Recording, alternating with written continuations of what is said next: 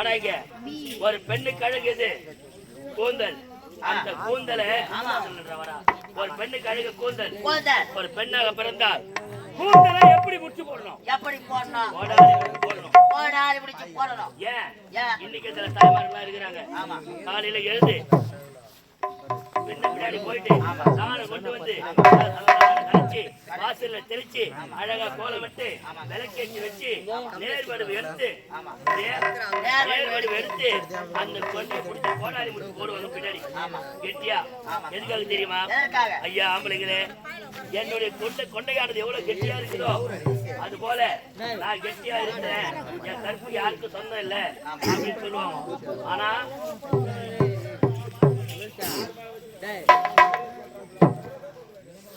Silent.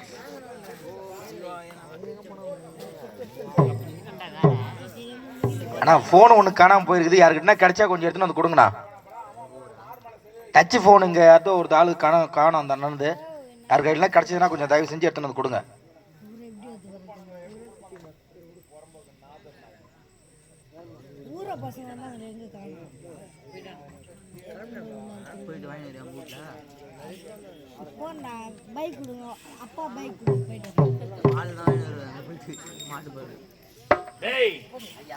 அப்படி கோடாலி முடிச்சு போட்டு குடும்பம் பண்ணணும். ஆனா கொண்டாடி என்ன பண்ணுது ஏன் வரீங்க? அது விட்டுல அது வேலையில வரா. இப்ப பண்ணாடிக்கு என்ன பண்ணுது? இந்த பக்கம் 4 பஸ் தொங்க விடுத்து, இந்த பக்கம் 4 பஸ் தொங்க விடுத்து, முன்ன வேற சுத்தி நல்ல பம்ப் படுறது மாதிரி முன்ன ஒண்ணு வச்சு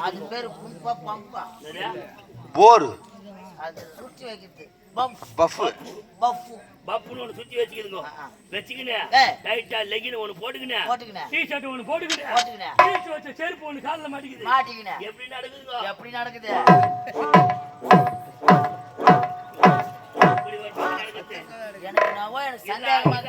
இப்படி நடக்கும்போது இந்த பக்கம் பார்த்து தாமரை பாக்குது, அம்மா இருக்கு, மறுபடியும் இந்த பக்கம் நடக்குது. ஒன்னா காலில போய் பாரு, சோத்து பாக்க பஸ் ஸ்டாண்ட் நடக்குது. எனக்கு மேல சந்தேகமாக இருக்குது. வந்து கேளுவா, நீங்க ஒருவேளை கிராஸ் ஆகிருப்பியோ? ஏய், ஒரு ஜென்மத்துல இருந்தா இப்ப மனித ஜென்மத்துல மாறிட்டாப்ல.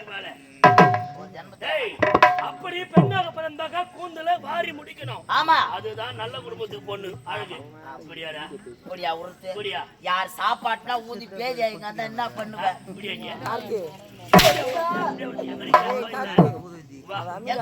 எல்லாத்தோட முக்கியமானது, ஒரு பெண்ணா பிறந்தாக்கா வலையில் போடுறாங்க, கண்ணாடி வலையில் போட்டுதான் குடும்பம் பண்ணணும். எப்படியா? கண்ணாடி வளையல் எப்படி குடும்பத்துல கலகலன்னு இருக்குதோ ஆமா அந்த மாதிரி குடும்பமும் கலகலன்னு இருக்கும். கணவன் மனைவிக்குள்ள சண்டை வராது, மாமனார் மாமியாருக்குள்ள சண்டை வராது, மாமியார் மருமகளுக்குள்ள சண்டை வராது. ஆனா இது போட்டு வித்து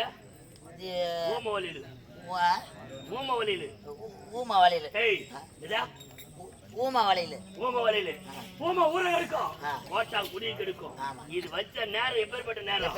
வந்த உடனே குடும்பத்தை கலகிட்டு வர போறவா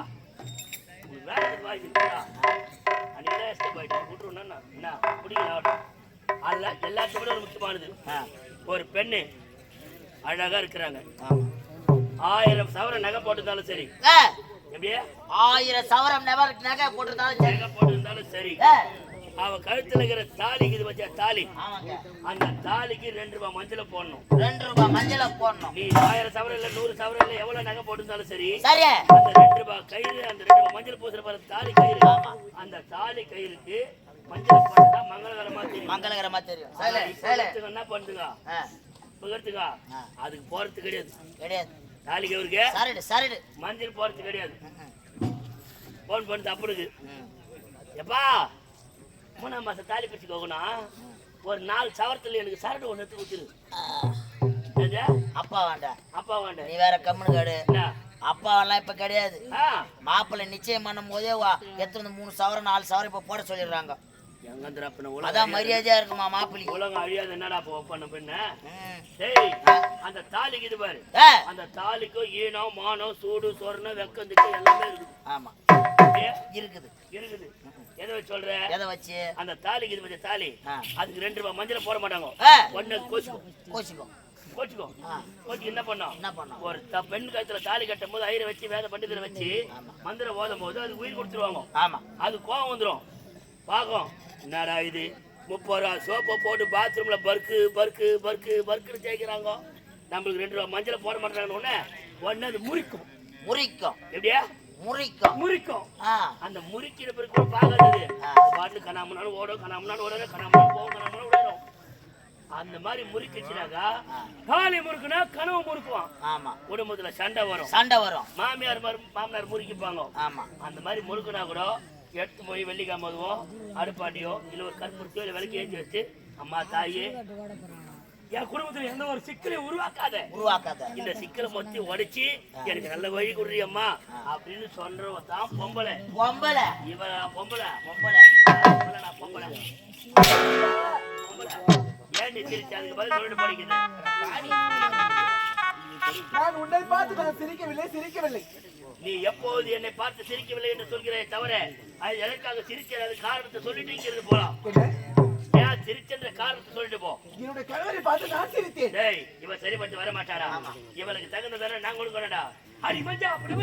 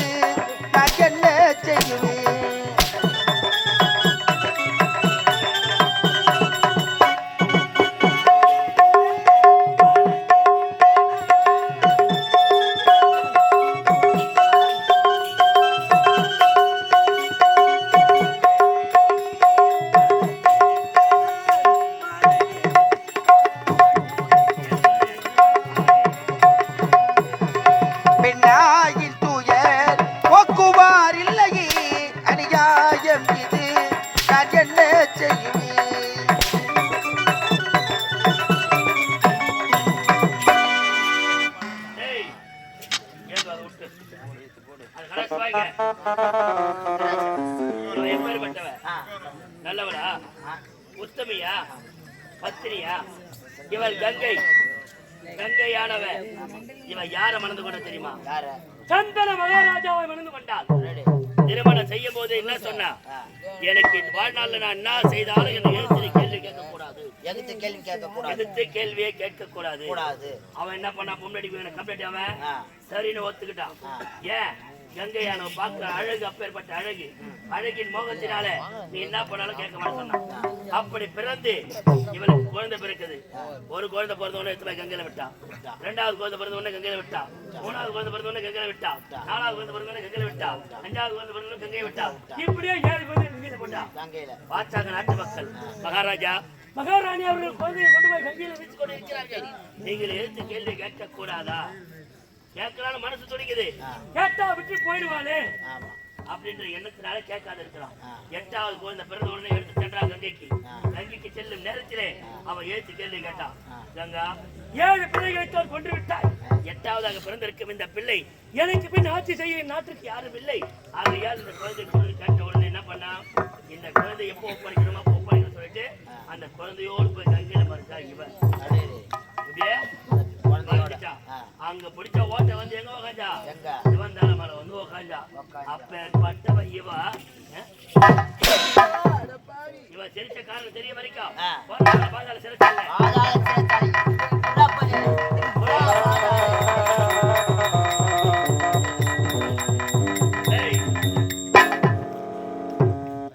கங்கையை சிறைபிடிச்சாச்சு, வரத்தை பற்றாச்சு. இவன் ஓன் நம்பர் கூடப்பட்ட வர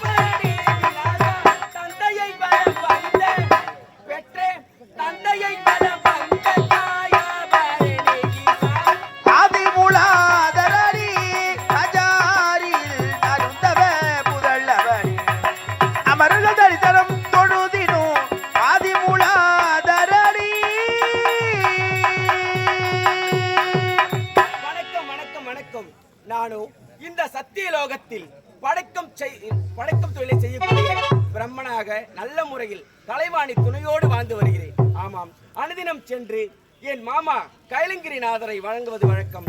இன்றோ காலதாமதமாகிவிட்டது. இப்பொழுதே கைலங்கிரிக்கு செல்ல வேண்டும், என் மாமாவை காண வேண்டும். வருகின்றேன்.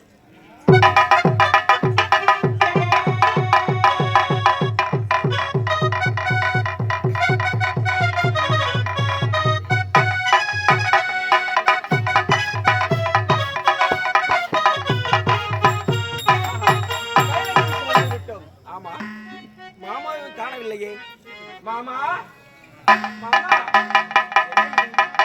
மாமி,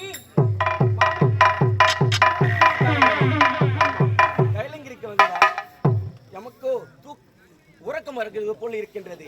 சற்று நேரம் இந்த பளிங்கு மேடையில் அமருவோம். மாமா வரட்டும்.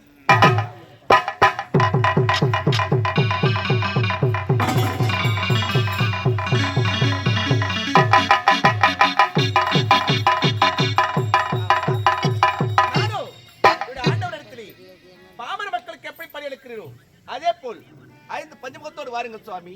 உடைய 5 முகத்தை பார்க்க வேண்டும் என்று கூறினேன். பளிங்கு மேடையில் அமர்ந்திருப்பார். அந்த தரிசனத்தை காண வேண்டும். பூஜை தொடங்க வேண்டும் சுவாமி.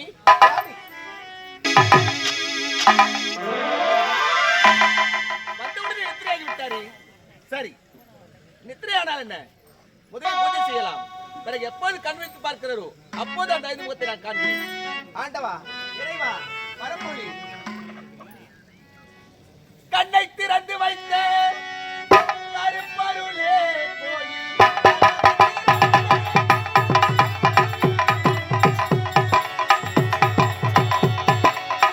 கண்ணை திறந்து வைத்த கருப்பொருளே கோவில் கதவை திறந்தழைத்த திருவருளே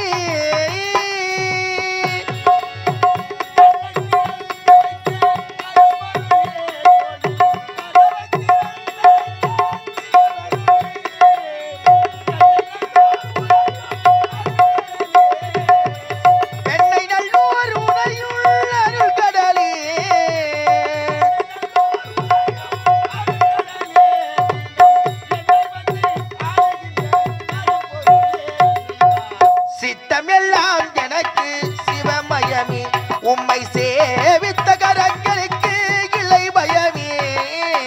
சித்தமெல்லாம் எனக்கு சிவமயமே. இறைவா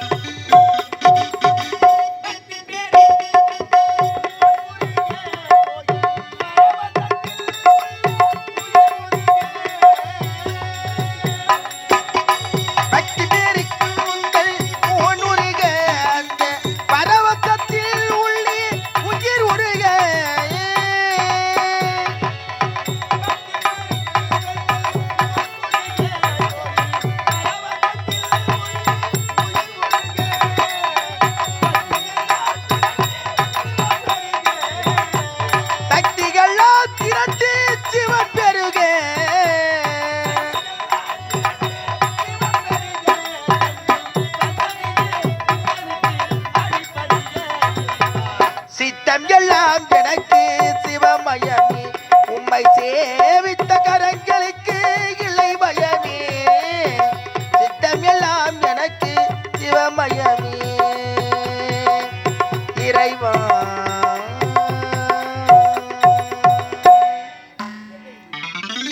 இவ்வளவு நேரம் பாதத்தில் வந்து வணங்குகிறேன்.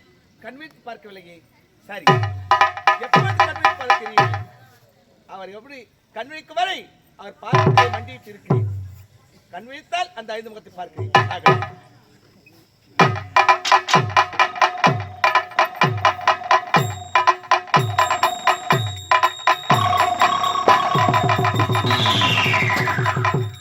எப்படியோ ஒன்று அந்த ஜெயமதாசூரனிடமிருந்து தப்பித்து வந்து விட்டோம். இறந்த பொழுதிலும் எனக்காக என் மனைவி பார்வதா காத்துக் கொண்டிருப்பார். சென்று என் மனைவியை பார்க்க வேண்டும். பார்வதா, பார்வதா, சக்தி, அம்மா, ஆடி,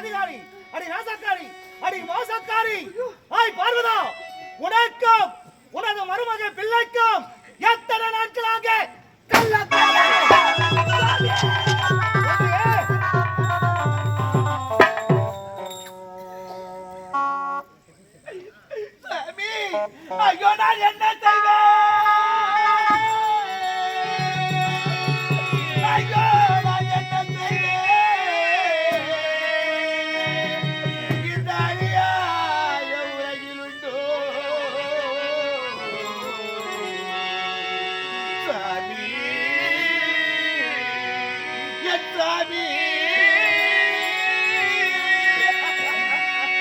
ஐயோ நான் என்ன செய்வேன், ஐயோ நான் என்ன செய்வேன், இந்த அநியாயம் உலகில் உண்டோ சுவாமி, என் சுவாமி.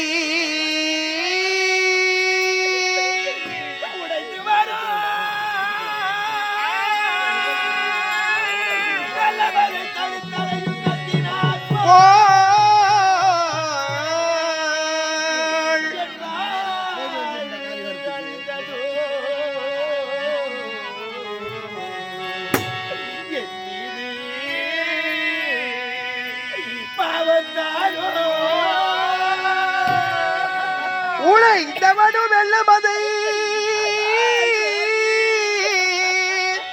தடுத்தனை அட்டினார் போல் என் வாழ்வும் நிலைக்கலையோ, என் மீது பாவம் தானோ சுவாமி, சுவாமி.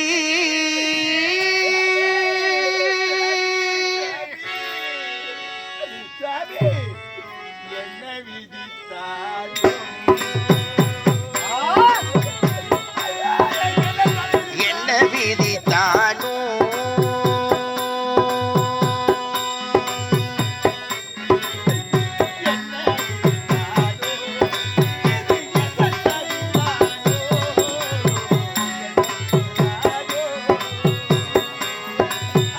என்ன விதி தானோ எனக்கு இந்த கதி தானோ, எந்த விதி தானோ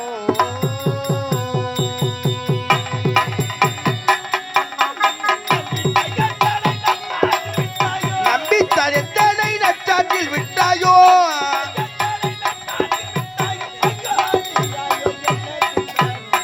என்ன விதி தானோ எனக்கு இந்த கதி தானோ, என்ன விதி தானோ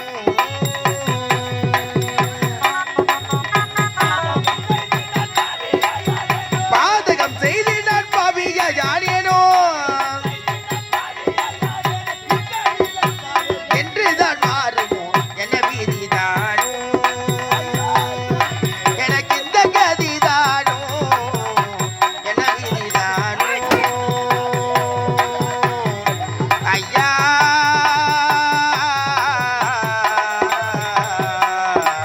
ஐயா. நான் தவறு செய்யவில்லை சாமி. என் மீது உனக்கு சந்தேகமா சாமி? என்னை நம்புங்க சாமி, என்னை நம்புங்க சாமி, நம்புங்க சாமிக்கிறோம். உன்னை நான் நம்ப வேண்டுமா? எப்படி நான் நம்ப முடியும்? எப்படி நம்ப முடியும்? அப்படி என்றால் நான் கண்ணால் பார்த்தது அத்தனையோ பொய் என்று உரைக்கின்றாயா? கண்ணால் உனக்கு வித்தியாசம் தெரியவில்லை? அடி பாவி, அடி அந்த முறையில் முடிவாகி போச்சுதே.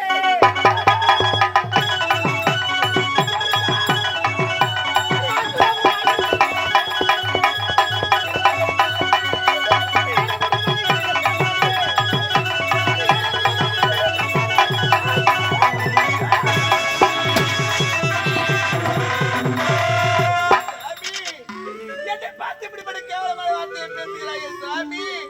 நான் எப்படியெல்லாம் உன்னை நினைத்தவள் தெரியுமா சாமி? சாமி, என் உள்ளத்திலே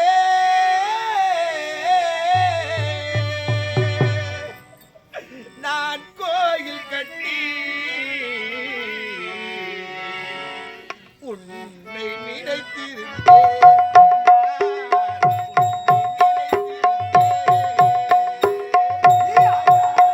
என் உள்ளத்திலே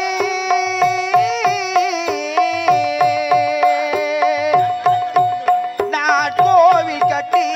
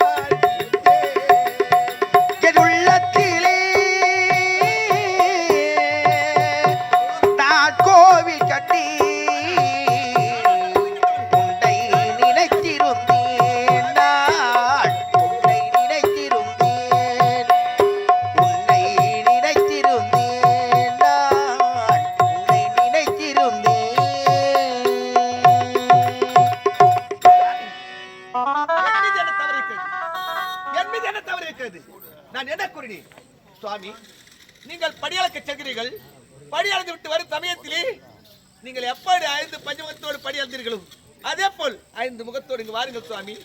என்றுமே காணாத அந்த 5 முகத்தை நான் பார்க்க போகிறேன் கூறினேன். உண்மைதான். ஆனால் படி அளந்து விட்டு நீங்கள் தான் இந்த பளிங்கு மணி வந்து அமர்ந்திருக்கிறேன் நினைத்து இந்த பாய்கிற பாத பூஜை செய்தேன் சுவாமி. பாத பூஜை செய்தேங்க. எனக்கு யார் என்று தெரியவில்லை. இதற்கெல்லாம் காரணம் என்ன? உலகத்திலே முதல் கடவுள் நீங்கள். உனக்கு 5 சிரம். அனைவருக்கு இளைய கடவுள் இந்த பாவி. இவனுக்கு 5 சிரம். 5 சிரம். உனக்கு 5 சிரம், இவனுக்கு 5 சிரம். இருந்ததா எனக்கு யார் என்ற வித்தியாசம் தெரியவில்லை சுவாமி. என்றாகிலும் உன்னுடைய 5 முகத்தை நான் பார்த்திருந்தேனால் வந்திருப்பது பிரமன், வருவது நம்முடைய கணவர் என்று எனக்கு தெரிந்திருக்கும். என்றுமே காணாததால் நான் வரும்போது தன்னுடைய நினைவிலே நான் வந்தேனே தவிர யார் இருக்கிறார்கள், என்ன செய்கிறார்கள், அந்த 5 முகத்தை பார்க்க வேண்டும் பார்க்க வேண்டும் பார்க்க வேண்டும் எண்ணத்திலே வந்த நான் நித்திரையாகி இருந்ததால் நித்திரபங்கம் செய்யக்கூடாது. முதலிலே பாதத்தில் வந்து வணங்கலாம், பிறகு அந்த 5 முகத்தை பாடலாம் என்று நான் பூஜை செய்து விட்டேன் சுவாமி. நான் தான் தெரியாம செய்கிறேனே. இந்த பாவி அமர்ந்த கூறக்கூடாதா? மாமி, நான் மருவப்பிள்ளை வந்திருக்கேன், எனக்கு பாதமை செய்கிறார்கள் தவறு என்று இந்த பாவி சொல்லக்கூடாதா? நான் செய்யும் முறை அப்படி அமர்தியாக அமர்ந்திருந்தான் சுவாமி. ஆனால் நடத்தை கட்டவள், விபச்சாரி, கள்ளக்காதல் புத்தர் என்னை கேவலப்படுத்தி பேசி விட்டாயே சுவாமி. கேவலப்படுத்தி பேசி விட்டாய். உலகத்திலே அனைவரும் பேசலாம் சுவாமி. நீங்கள் பேசலாமா? நீங்கள் ஏசலாமா? ஏன் நீங்கள் என்ன ஏசியதால் உலக மக்கள் அனைவரும் பெண்கள் மீது சந்தேகம் யாரால் வந்தது? அனைத்து உண்டால் தானே வந்தது. இப்போதும் அந்த சந்தேகம் நினைத்துக் கொண்டு இருக்கிறது. இதெல்லாம் இப்படிப்பட்ட ஈரார் சொல்லி காலாக்கியவன் யார்? இவனை விட மாட்டேன். இந்த பாமர மக்கள் அனைவரும் பார்த்து இவனை காரி துப்ப வேண்டும். அதனால் உனக்கு 5 சிரம் இருக்கலாம். இவனுக்கு எதுக்கு 5 சிரம் இருக்க வேண்டும்? அவனுக்கு இருக்க 5 சிரத்திலே ஒரு சிரத்தை அறுத்தி அறிங்க. எனக்கு 5 சிரம், இதோ இருக்கும் பிரம்மனுக்கு 5 சிரம். ஆமாங்க. அதனால் வந்த குழப்பம் தான் இதற்கு காரணம். தாய் பிரம்மா, மாமா என்னை மன்னித்து விடுங்கள் மாமா. இங்கே தரிசனத்தை பெற்று செல்லலாம் என்று வந்தேன். உறக்கம் வந்து விட்டது. சற்று நேரம் உங்கள் பணியின் மேடையில் அமர்ந்து உறங்கி விட்டேன் மாமா. என்னை மன்னித்து விடுங்கள். எனக்கு அப்படி இருக்க நான் அமர வேண்டிய இடத்தில் அமரலாமா? அமர்ந்ததும் இல்லாமல் அதே இடத்தில் அமர்ந்து உறங்கி விட்டா அது மாபெரும் தவறு. என் மனைவி உனக்கு 5 சிரம், எனக்கு 5 சிரம். அதனால் அந்த குழப்பம் தான் இவ்வளவு. அதனால் இப்பொழுது 5 சிரத்தில் ஒரு சிரத்தை இல்லை ஏறுகின்றேன். ஏமாற்றுகிறதே முடியாது.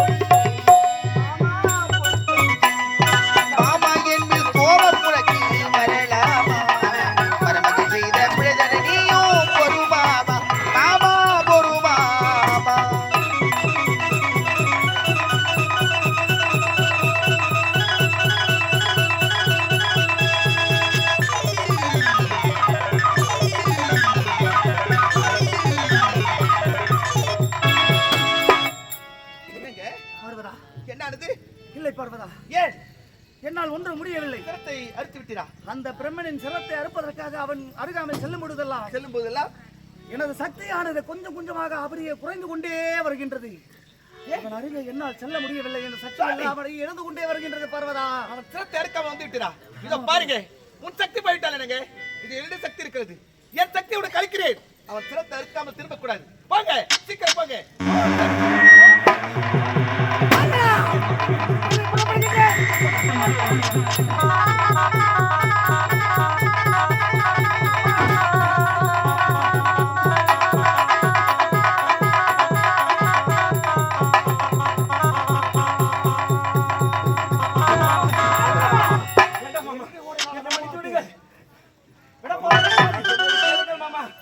முடியாது.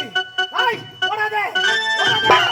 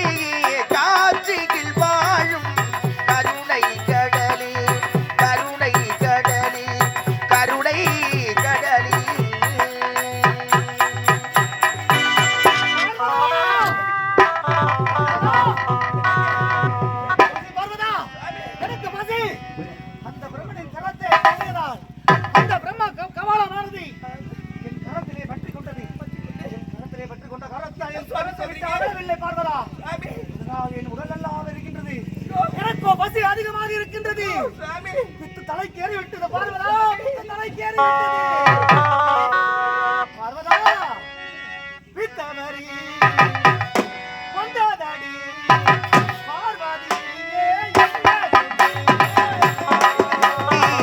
ஏறுதடி பார்வதா நான் என்ன செய்வேன்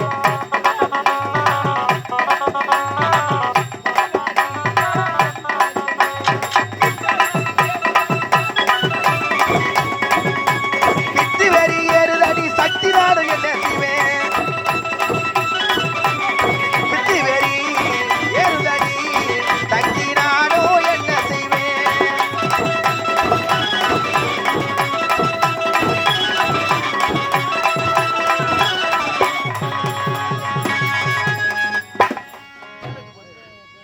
பார்வதா என்னால் பசி தாங்க முடியவில்லை பார்வதா எனக்கோ அகோர பசி எடுக்கின்றது பார்வதா என் உடல் எல்லாம் வெறுகிறது இப்படி நடக்கும் என்று நினைக்கவில்லை இந்த பாவி சாமி. நான் தானே உனக்கு கட்டு விட்டேன் சாமி. சாமி அலைக்கட திரும்பப்பால் ஆனாதே என் ஆனந்த வாழ்வு பறி போனது. ஆனந்தமாய் பறிபோனதே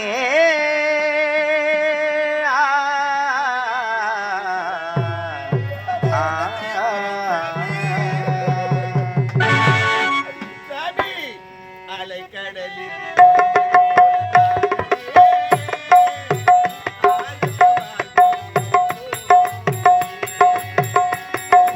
அலைகடலில் துன்பை போல ஆனதே ஆனந்த வாழ்வு பறிபோனதே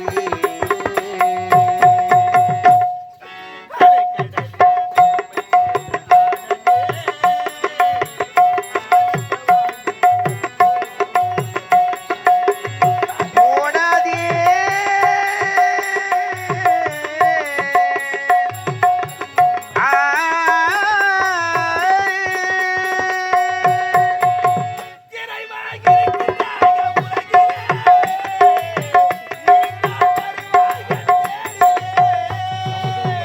இறைவா இருக்கின்றாய உலகிலே இருந்தால் வருவாயோ நேரிலே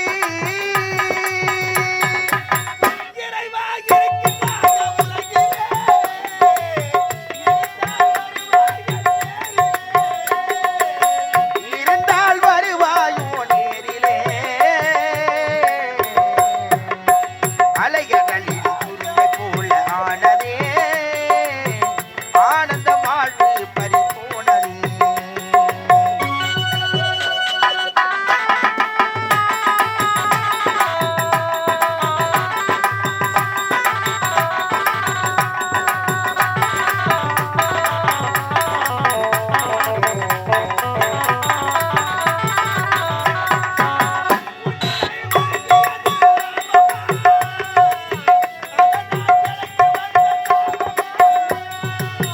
உன்னை வணங்கியது லாபமா அதனால் எனக்கு இந்த சாபமா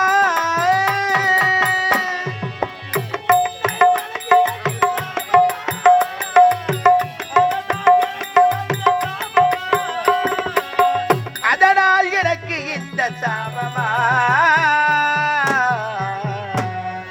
அலைகடலில் துரும்பை போல ஆனதே ஆனந்த வாழ்வு பறிபோனதே போனதே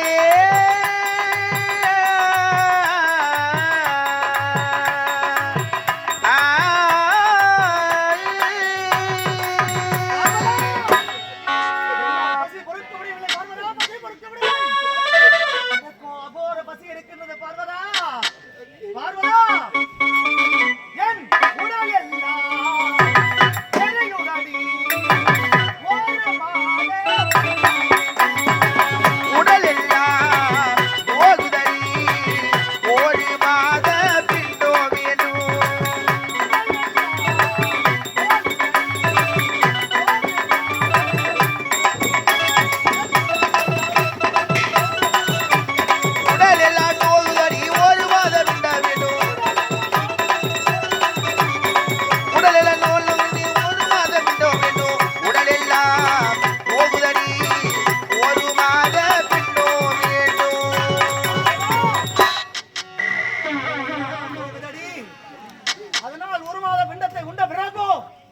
எனது அகோர பசியானது தீரவில்லை பார்வதா, தீரவில்லை பார்வதா.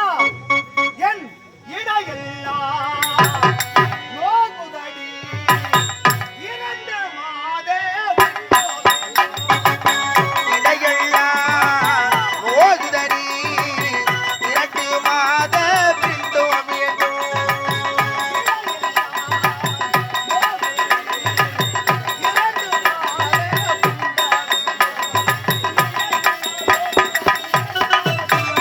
இடையெல்லாம் போகுதடி, 2 மாத பிண்டோம் வேண்டும். இடையெல்லாம் நோகுதடி, 2 மாத பிண்டோம் வேண்டும்.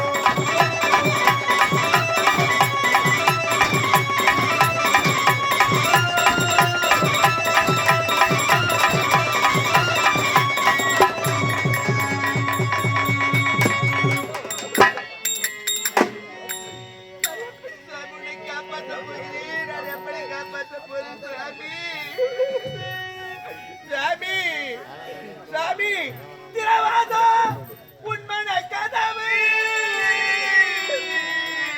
மீண்டும் திரும்பாதோ எங்களில் உறவு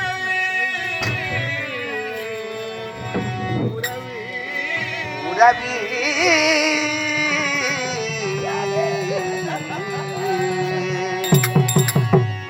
சாமி திரவாதோ உண்மன கதவை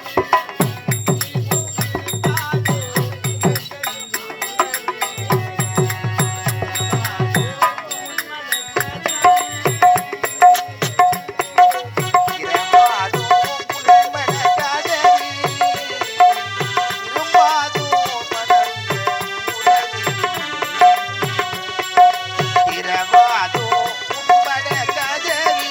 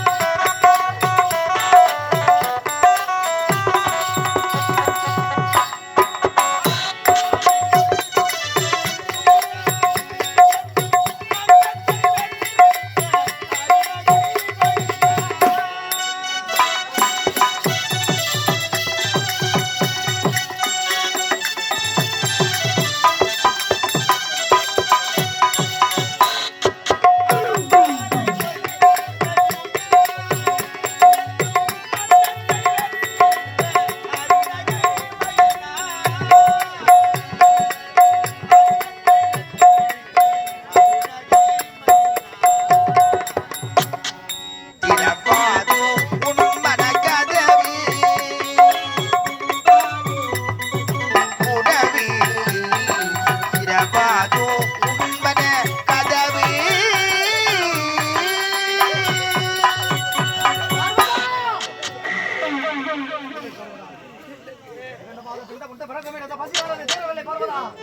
என் உடல் எல்லாம் அனலாகி எரிகின்றது. எனக்கு அகோர பசி எடுக்கின்றது.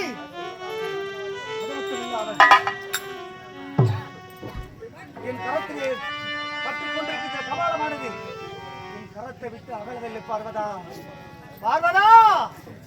என் முகமெல்லாம் எரியுதடி, 3 மாத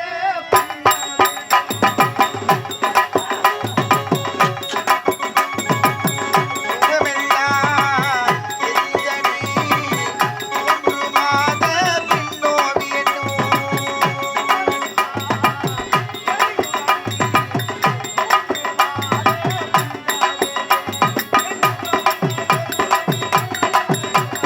முதுகெலும்பு போகுதடி, 3 மாத பின்னோம் வேண்டும்.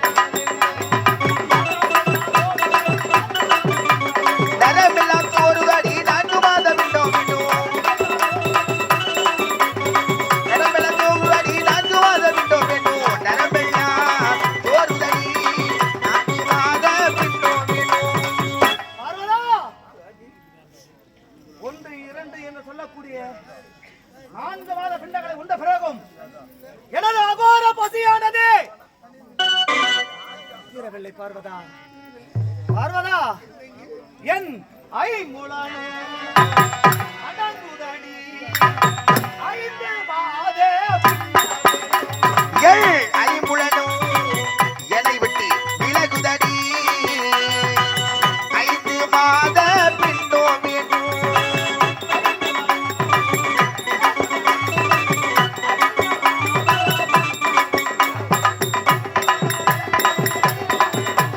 ஐம்புலனோ விலகுதடி 5 மாத பின்னோ வேண்டும். ஐம்புலனோ விலகுதடி 5 மாத பின்னோ வேண்டும்.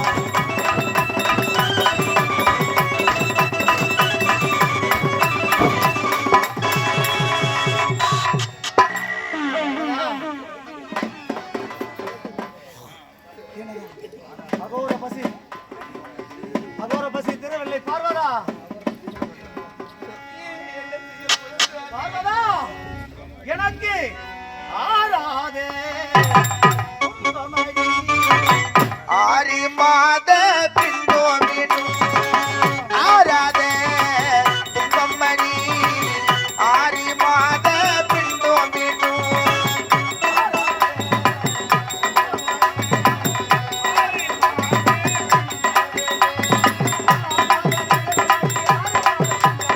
ஆராத துன்பமணி 6 மாத பின்னோ வேண்டும். ஆராத துன்பமணி 6 மாத பின்னோ வேண்டும். பார்வதா, என் உறவானது இருக்கின்றதே பார்வதா. 6 மாத பிண்டத்தை நான் உண்ட பிறகும் ஆனால் எனக்கும் கமலமானது அந்த பிண்டத்தை எல்லாம் புசித்து விடுகின்றது. அதனால் என் பசியானது தீரவில்லை பார்வதா.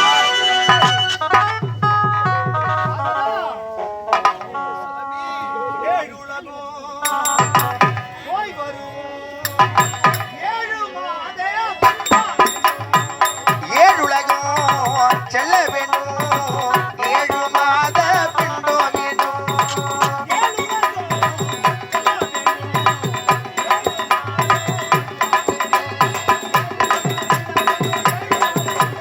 ஏழுலகம் செல்ல வேண்டும். 7 மாத பின்னோ வேண்டும்.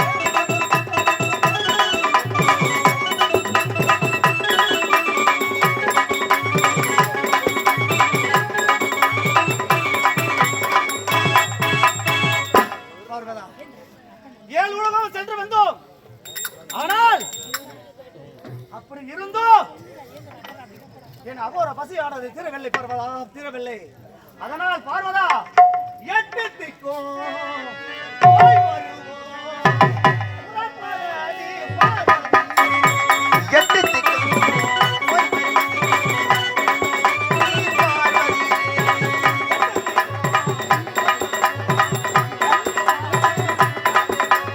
8 திக்கும் செல்ல வேண்டும். 8 மாத பின்னோ வேண்டும்.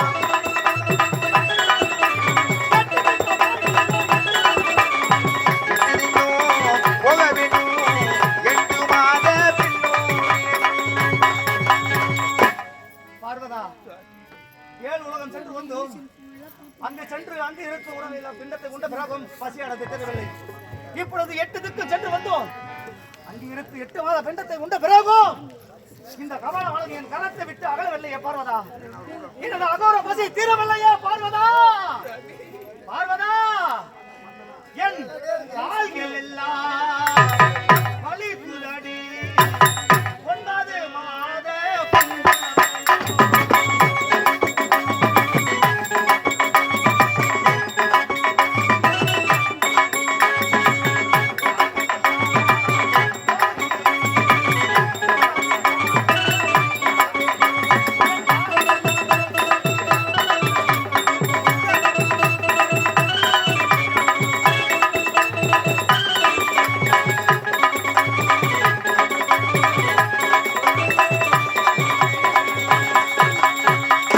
பார்வதா, முடியவில்லை பார்வதா, என்னால் ஒன்றுமே முடியவில்லையே. என் உடல் எல்லாம் சோர்ந்து விட்டது பார்வதா, சோர்ந்து விட்டது.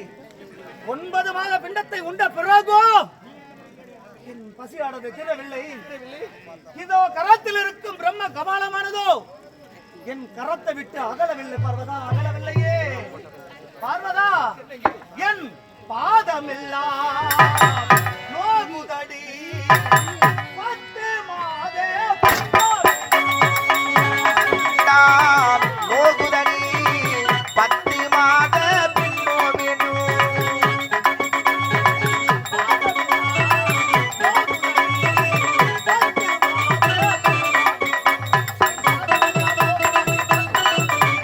மாதமெல்லாம் நோகுதடி 10 மாத பின்னோ வேணும் மாதமெல்லாம் நோகுதடி 10 மாத பின்னோ வேணும் மாதமெல்லாம் நோகுதடி 10 மாத பின்னோ வேணும் ஒன்று இரண்டு என்று சொல்லக்கூடிய 10 மாதம் 10 மாத பிண்டத்தை உண்ட பிறகும் என் பசியானது தீரவில்லை. இந்த கபாலமானது என் கரத்தை விட்டு அகலவில்லை. பார்வதா பார்வதா, இதற்கு ஒரே ஒரு வழிதான் இருக்கின்றது. பார்வதா, இந்த கபாலமானது என் கரத்தை விட்டு அகல வேண்டும். என் அகோர பசியானது தீர வேண்டும் என்றால் இப்பொழுது பூலோகம் செல்ல வேண்டும். பூலோகம் சென்று இடுகாடு என்று சொல்லக்கூடிய சுடுகாட்டிற்கு சென்று அங்கு இருக்கும் பச்சை பிணத்தை எல்லாம் வாரி தின்றாலாவது எனது பசியானது தீருமா? இந்த கபாலமானது என் கரத்தை விட்டு அகலமா என்று பார்க்கலாம். பார்வதா பார்வதா, உடலைக்கு போய் வருவோம் புறப்படடி துணலைக்கு போய் வருவோம் புறப்படியடி பார்வதி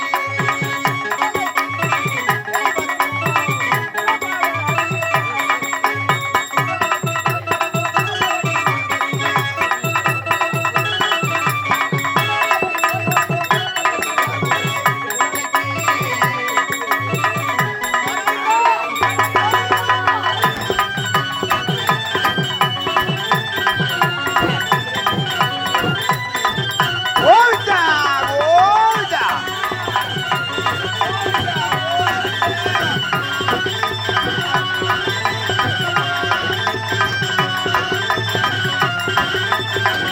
ஓய்டா ஓய்டா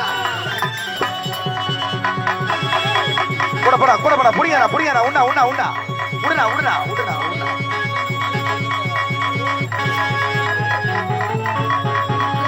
விடுடா அவர் விடுடா.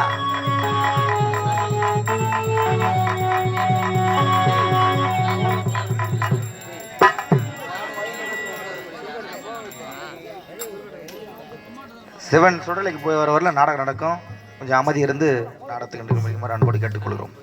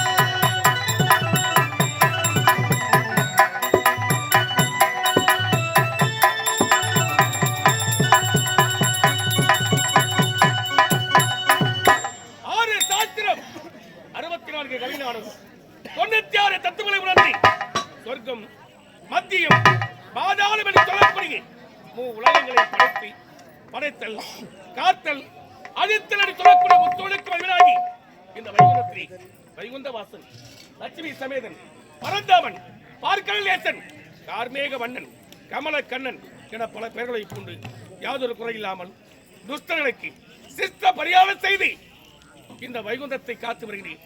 இருந்தாலும் இந்த உலகத்தில் ஏற்படுகின்ற அதர்மத்தை அடித்து தர்மத்தை நிலைநாட்டுவதற்காக நான் எடுத்த அவதாரமும் தசம். தசம் என்றால் 10. இந்த 10 அவதாரங்களை எதற்காக எடுத்தேன்? அதர்மத்தை அடித்து தர்மத்தை நிலைநாட்டுவதற்காக. அப்படி நான் முதலாக எடுத்த அவதாரம் மச்சம் என்று சொல்லக்கூடிய செயல்கண்டை மீனாக அவதாரம் எடுத்தேன். எதற்காக தெரியுமா? சத்தியலோகத்திலே படைக்கும் செயலை செய்யக்கூடிய பிரம்மன் எதிர் சாம அதர்மம் என்று சொல்லக்கூடிய 4 வேதங்களை கருத்தில் தாங்கி படைக்கும் தொழிலை செய்து கொண்டுதான். இதை பார்த்தான் துவமுகாசுரன் என்று சொல்லக்கூடிய அரக்கன் இளமுதற்கொண்டு படைக்கும் தொழிலை நாமே செய்ய வேண்டும் என்று நினைத்து புறப்பட்டான் சத்தியலோகம். இவருடைய பிரம்மன் கருத்தில் இருக்கக்கூடிய 4 வேதங்களை கேட்டான். உடைக்க மறுத்தான் பிரம்மன். என்ன செய்தான்? அவனோடு சமர் செய்தான். சமரிலே தோல்வி கண்டான் பிரம்மன். அவன் கரத்தில் இருக்கக்கூடிய 4 வேதங்களை களவாடி சென்று விட்டான் சோமுகாசுரன். உடனே படைக்கும் தொழிலானது அப்படியே தடைபட்டு நின்று விட்டனே. என்னடா இது? வேதங்கள் இல்லாமல் படைக்கும் தொழில் தடைபட்டு நின்று விட்டது. என்ன செய்வது புரியாமல் ஓடி வந்தான் வைகுந்தம். என்னை சந்தித்தான். தந்தையே, என் கரத்தில் இருக்கக்கூடிய 4 வேதங்களை களவாடி சென்று விட்டான் சோமுகாசுரன். படைக்கும் தொழிலானது அப்படியே தடைபட்டு நின்று விட்டனே. அந்த படைக்கும் தொழில் செய்ய வேண்டும் என்றால் எனக்கு மீண்டும் அந்த 4 வேதங்கள் தேவைப்படுகிறது. ஆகினால் அந்த வேதங்களை நீங்கள் தான் மீட்டு தர வேண்டும் என்று என்னிடத்தில் முறையிட்டார். உடனே அந்த வேதங்களை மீட்க வேண்டும் என்பதற்காக புறப்பட்டேன் சோமுகாசுரனை சந்திப்பதற்காக. சோமுகாசுரனை சந்தித்து அவனோடு சமர் செய்தி சமரிலே தோல்வி கண்டான் சோமுகாசுரன். தோல்வி கண்டவன் எனக்காக பயந்து ஆடி என்று சொல்லக்கூடிய சமுதிரத்திலே புகுந்து விட்டான். அந்த ஆடி என்று சொல்லக்கூடிய சமுதிரத்திலே புகுற வேண்டும். சோமுகாசுரனை அழைக்க வேண்டும் என்று தண்ணீரிலே அதை விரைவாக நீந்தக்கூடிய ஜந்து மீன் ஆகினால் செயல்கண்டை மீனாக அவதாரம் எடுத்தேன். ஆடி என்று சொல்லக்கூடிய சமுதிரத்திலே புகுந்தேன். சோமுகாசுரனை அழைத்தேன். 4 வேதங்களை மீட்டு வந்து என் மகன் பிரம்மத்தில் ஒப்படைத்து மீண்டும் படைக்கும் செயலை செய்த முதல் அவதாரம் மச்ச அவதாரம். நான் எடுத்த 2வது அவதாரம் கூர்ம அவதாரம். கூர்மம் என்றால் ஆமை. ஆமையாக எதற்காக அவதாரம் எடுத்தேன்? 33 கோடி தேவர்களும் 66 கோடி அசுர மக்களும் திருப்பார் கடலை ஓர் பாண்டமாகவும் மத்திலை வலையை ஓர் மத்தாகவும் வாசுகி என்று சொல்லக்கூடிய பாம்பினை மடங்கு கொண்டு அமிர்தகனை ஆரம்பித்தார்கள். அப்படி அமிர்தகனை சமயத்தில் ஆடாமல் அசையாமல் இருப்பதற்காக கூர்மம் என்று சொல்லக்கூடிய ஆமை அவதாரம் எடுத்தேன். என் முதுகினால் தாங்கி பிடித்தேன். தேவனுக்கு தேவாமிர்தம் கிடைக்க செய்தேன். அப்படி தேவனுக்கு தேவாமிர்தம் கிடைக்க செய்த 2வது அவதாரம் கூர்ம அவதாரம். நான் எடுத்த 3வது அவதாரம் வராக அவதாரம். வராகம் என்றால் வெண்பன்றி. வெண்பன்றியாக எதற்காக அவதாரம் எடுத்தேன்? சோனிதாவின் ஆற்றினை ஆண்டு வந்தவன் இரணியன் இரணியாச்சுதன்.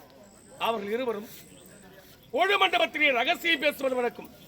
அப்படி ரகசியம் பேசிக் கொண்டிருக்கும் சமயத்தில் இரணியுடைய தம்பி இரணியாச்சுதன் இந்த பூமியை உற்று நோக்கிக் கொண்டிருந்தான். உடனே இதை பார்த்தான் இரணிய கசிவு. என்ன இது?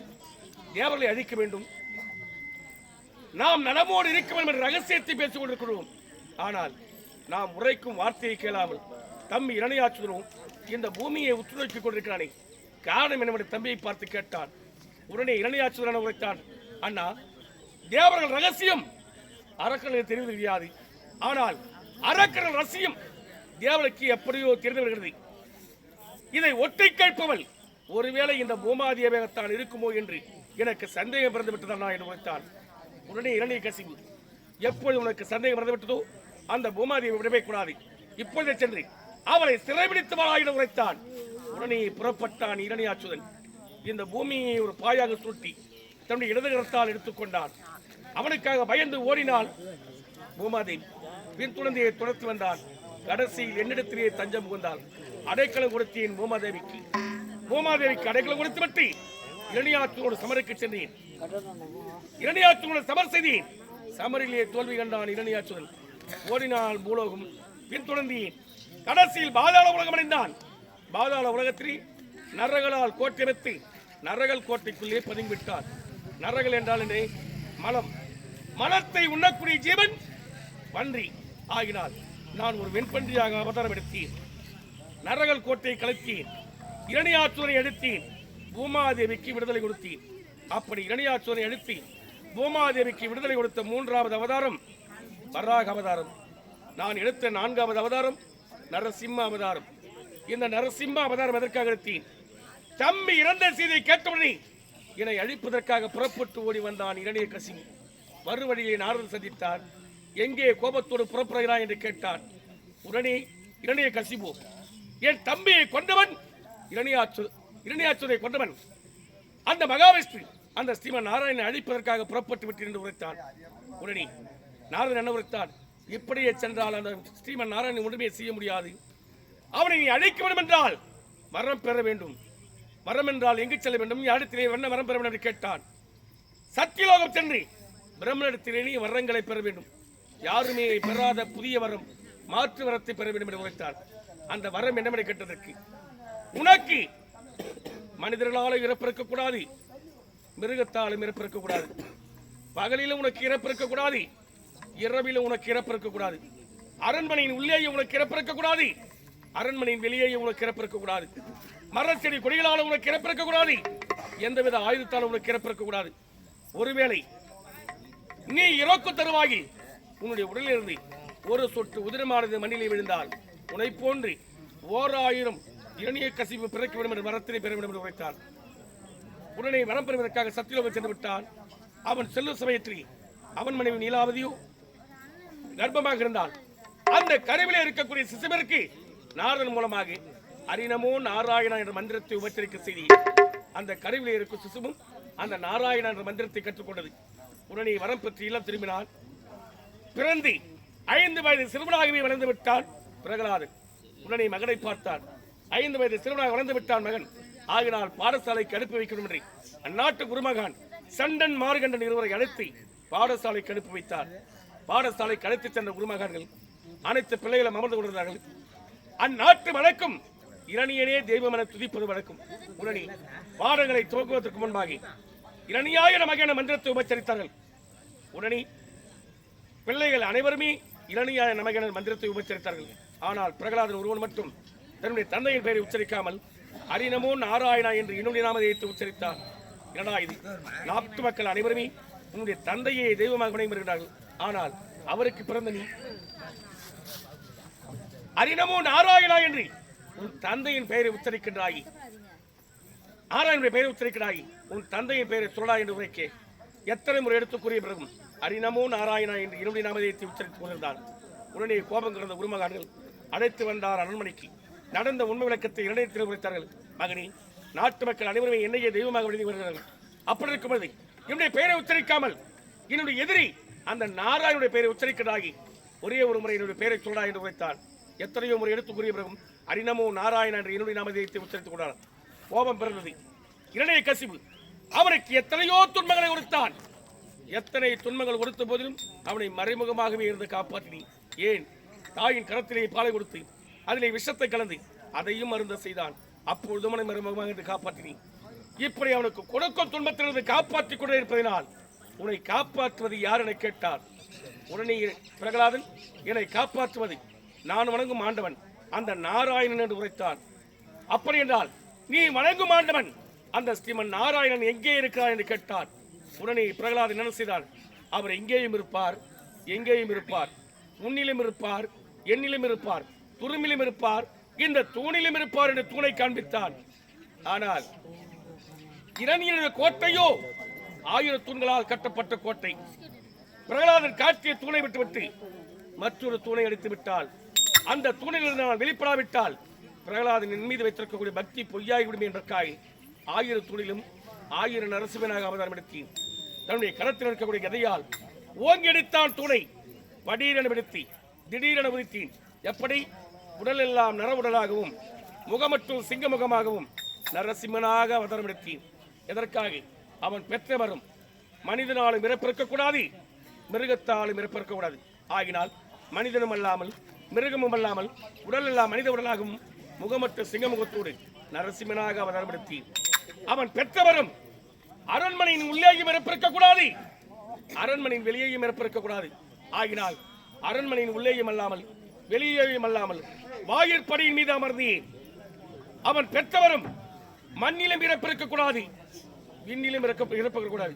ஆகினால் மண்ணும் அல்லாமல் விண்ணும் அல்லாமல் என் மடியின் மீது படுக்க செய்தி. அவன் பெற்றவரும் மரச்செடி கொடிகளாலும் ஆபத்திருக்க கூடாது, எந்தவித ஆயுதத்தாலும் கழிவிருக்க கூடாது. ஆகினால் என் நகங்களை கோடாரிகளாகவும் என் கரத்தை கோடாரி காம்புகளாகவும் பயன்படுத்தி அவன் மார்பை பிளந்து ஒரு சொட்டு உதிரம் கீழே சிந்தாமல் இரணியனை அடித்தேன். நான் இரணியனை அடிக்கும் நேரம் அந்தி பொழுது 6 மணி நேரம். ஒரு வீட்டில் விளக்கு எரிந்து கொண்டிருக்கும், மற்றொரு வீட்டில் விளக்கு எரியாமல் இருக்கும். அவன் பெற்றவரும் பகலிலும் இறப்பிருக்க கூடாது, இரவிலும் இறப்பிருக்க கூடாது. ஆகினால் இரவும் இல்லாமல் பகலும் இல்லாமல் அந்தி பொழுது 6 மணி நேரத்திலே இரணியனை அடித்தேன். நான் இரணியனை அடித்த காரணத்தினால் அந்த வேலை இரணிய வேலை என்றே உரைப்பார்கள்.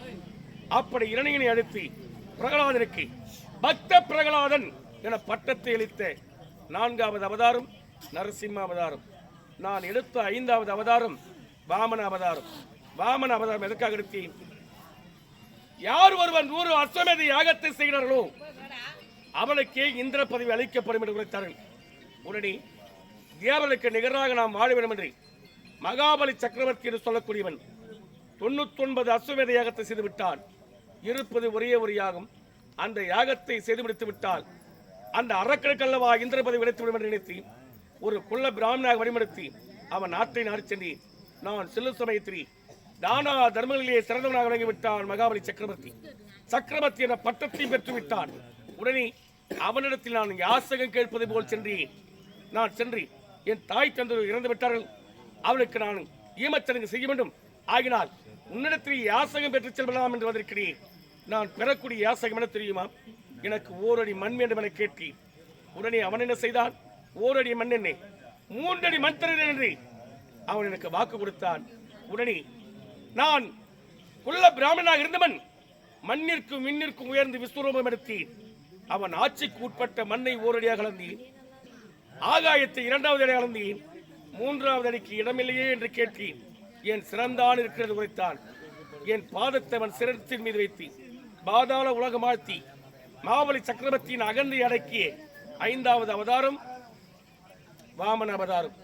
நான் எடுத்த 6வது அவதாரம் ஜபதக்கினி முனிவருக்கும் ரேணுகா அம்மையாருக்கும் 4வது மகனாக பிறந்து ராமன் என பெயர் கொண்டு இமாச்சலம் சென்று சிவனை குறித்து கடுந்தமம் செய்து சிவனின் அருளால் பரசு என்று சொல்லக்கூடிய கோடாரியை பரிசாக பெற்று பரசுராமன் என்ற பட்டத்தை பெற்று புறப்பட்டு வந்து என் தாய் தந்தை சந்திப்பதற்காக தந்தை சொல்மிக்க மந்திரமில்லை என்ற வாசகத்தின் பிரகாரம் என் தாயின் சிரத்தை கொய்து தந்தையின் பாராட்டுதலை பெற்று பரசுராமன் என்ற பெயர் பெற்றே 6வது அவதாரம் பரசுராம அவதாரம். இதோடு கிரேதாயுகம் முடிந்தது. அடுத்தது திரேதாயுகம்.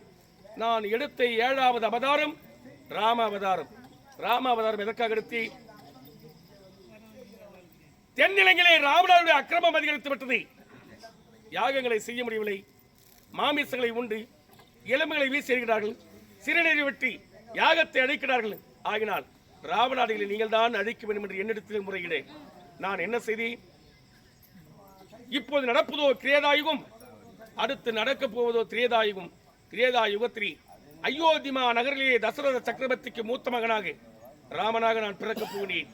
என் மனைவி லட்சுமியும் ஜானகியாக பிறக்கப் போகின்றாள். எனது ஆதிசேடனும் லட்சுமணனாக பிறக்கப் போகின்றான்.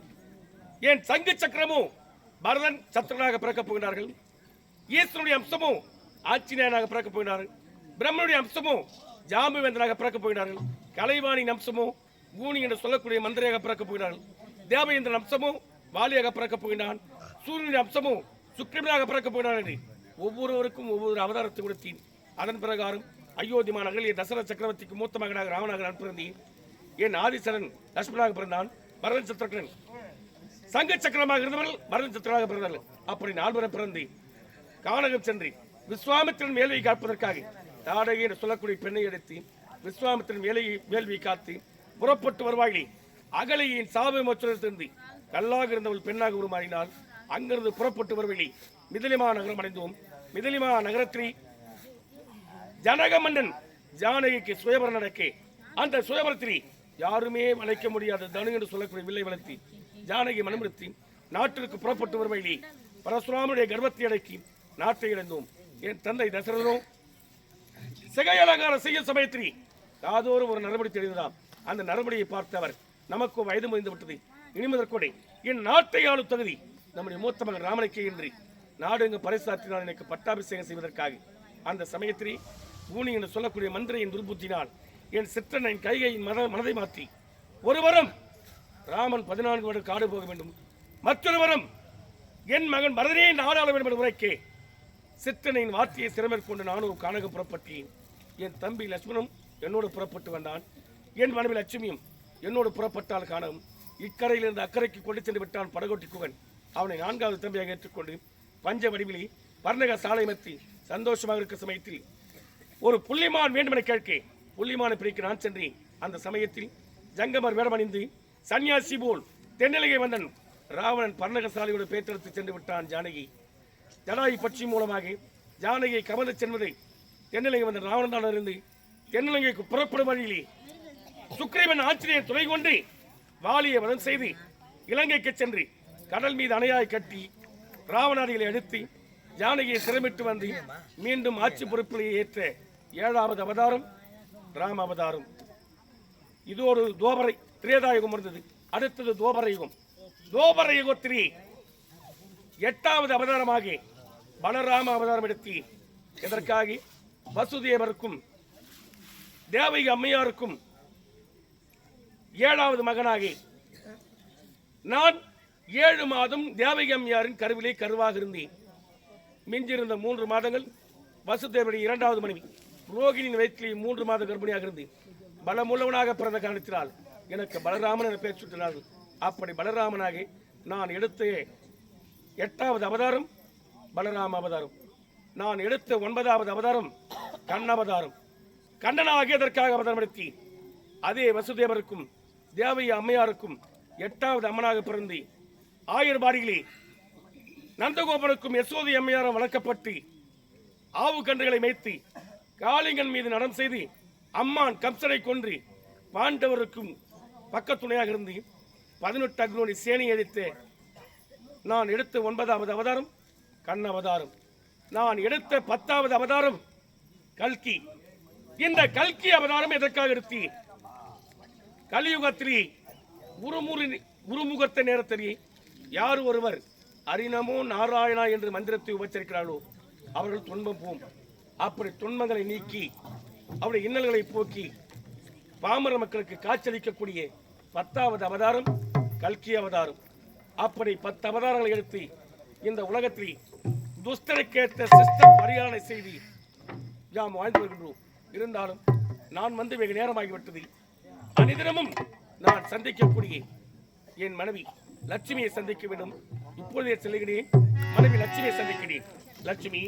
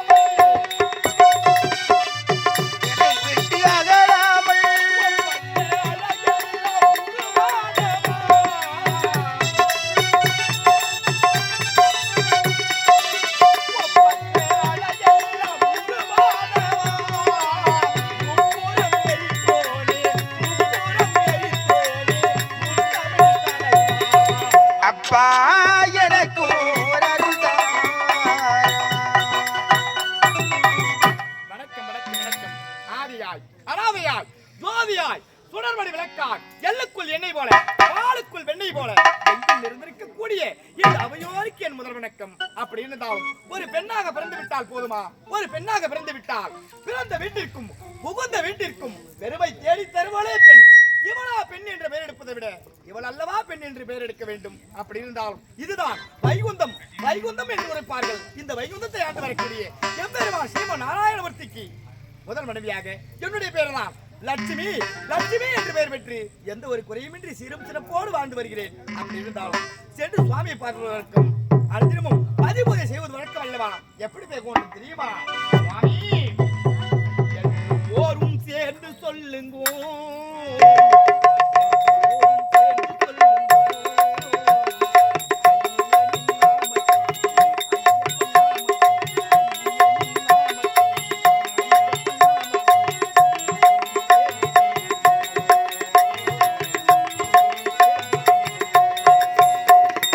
எல்லோரும் சேர்ந்து சொல்லுவோம், எல்லோரும் சேர்ந்து சொல்லுவோம், ஐயனின் நாமத்தை